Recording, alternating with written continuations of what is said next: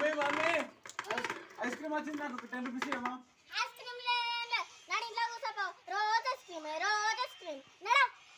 ఒక 10 rupees mummy 10 rupees లేదు 10 rupees లేదు నడా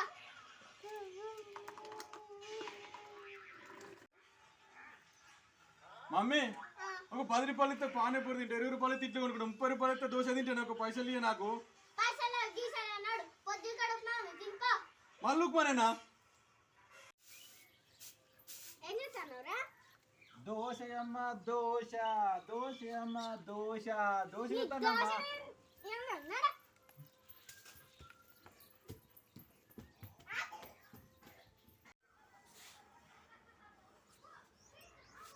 మమ్మీ